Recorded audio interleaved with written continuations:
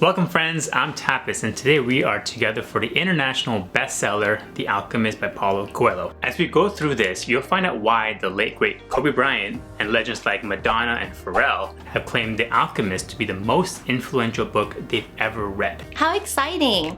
Hi guys, I'm Kalina. Thank you all so much for being here. Before we start though, this is your official spoiler alert warning. This is an actual story, so we'll be giving away the ending of the book. If you haven't read the book yet, we recommend that you hit pause to give yourself time to go through this book first. If you want to proceed without reading, well, then by all means. Life is all about adventures anyway, right? Okay. So, published in 1988, this book is about our personal calling, also known as our personal legend. In fact, a quote in the book, one of my personal favorites, is to realize one's personal legend is a person's only obligation. And when you want something, all the universe conspires in helping you to achieve it. In the updated 10th anniversary edition of this book, it starts off describing that whenever we do something with enthusiasm, we are following our legend. So why don't we all just do that? Well, the problem is we don't all have the courage to confront our own dream. And that's because there are 4 obstacles that get in our way. First obstacle is we've been told since we were little kids that everything we want is impossible. And as we grow, we layer on other negativities like prejudice, fear, and guilt. Our personal calling gets buried deep within our soul, and it's still there, but now it's invisible. Because when I know something,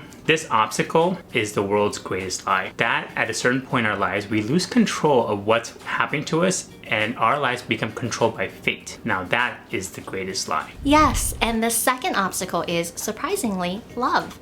We know what we want to do, but we are afraid of hurting those around us if we leave everything to chase our dreams. We don't realize that if people really love us, they will support us no matter what. So for the third obstacle, it's fear of defeat. Obstacles that get in our way. We have to remember that challenges are a part of learning and growing process. Coelho says that the secret to life though is to fall 7 times and to get up 8 times. And once we get up, we face the last obstacle, the fear of actually reaching our dream. The mere possibility of getting what we want fills our souls with guilt. So much so that we renounce joy and conquest. But if we can overcome the 4 obstacles by believing ourselves worthy of our dreams, we'll understand the purpose of our lives and fulfill our personal legends. Wow, what a great way to start off the book. So now that we have the 4 obstacles to reference, we can start the journey with the boy named Santiago. Santiago is a shepherd from Spain. He lives a simple life, enjoys his travels and his flock, and sleeps with his books under an old sycamore tree in a ruined church. Then, he has a recurring dream about finding treasure in the pyramids of Egypt. The boy believes there is a significance to his dream,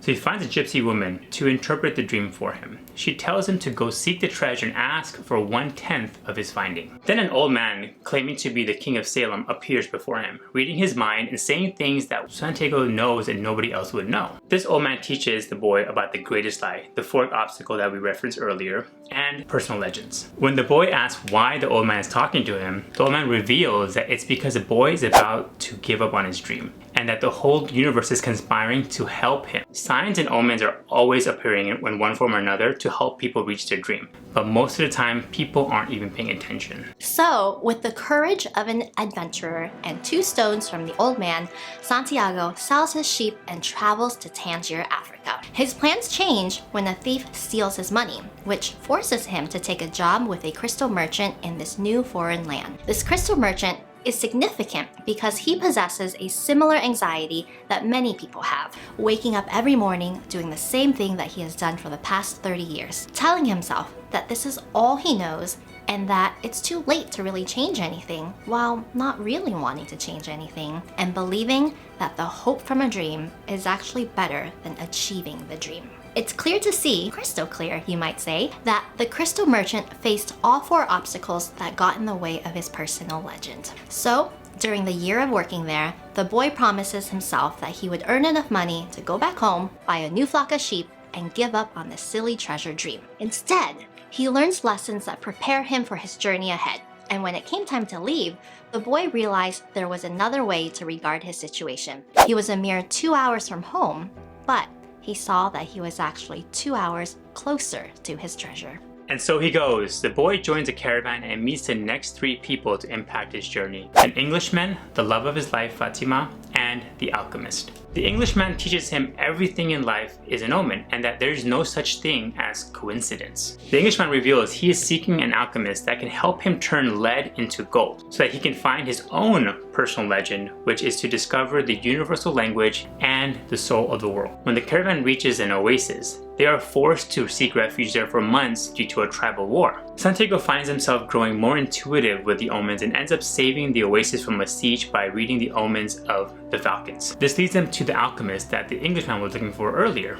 And then when it came time to leave the oasis, the boy decides instead he has found his treasure in his love for the desert woman Fatima. Romantic, right? But this isn't a love story. This is a story about your true calling, in which true love would never stand in the way of you accomplishing your goals. The alchemist tells the boy his future, should he decide to stay with Fatima. Within 3 years, the boy will ignore and suppress the omens, leading him to his dream. Fatima will be unhappy, feeling that she is the burden that got in the way of his quest for treasure, and by the 4th year, the omens will abandon him completely because he has stopped listening to them. He will spend the rest of his life knowing that he didn't pursue his personal legend, and then it will be too late. So, with that information, the boy promises Fatima he will be back and journeys to the pyramids with the alchemist in search of his treasure. On the way, the boy continues to be tested. The boy and the alchemist are caught by tribesmen who take all of the boy's money, and the alchemist tells them that the boy knows alchemy and that he can turn himself into the wind. The men give the boy 3 days to prove this, or they will kill him.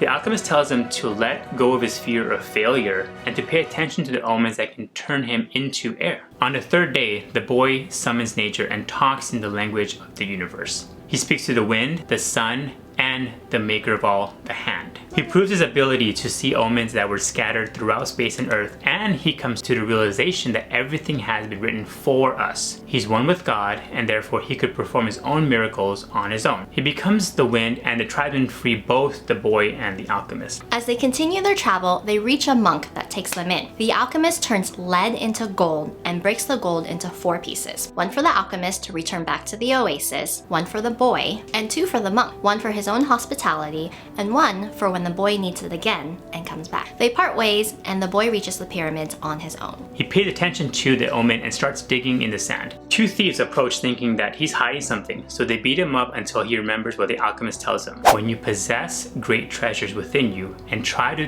tell them to others, seldom are you believed. He reveals he's looking for a treasure and that it came to him in a dream, and they all laughed at him. They take the boy's piece of gold, and before they leave, one of the men tells the boy not to be a fool, for he too had a recurring dream. He dreams that there is treasure in Spain and an old ruined church where a sycamore tree grows. Sound familiar? But he's not stupid enough to cross the entire desert just because of a recurring dream, and in that moment, the boy knew where the treasure really was. His treasure was at home the whole time, below the sycamore tree that he sleeps, in an old ruined church. So, sure enough, the boy goes home and digs up his treasure. Why? Why did the universe have him go through all that when it was right underneath him this entire time? Well, in the beginning of the book, the old man, claiming to be the king of Salem, tells us a story. There is a boy who goes to a castle to find the secret of happiness from a wise man. The wise man tells the boy, "Look around the castle.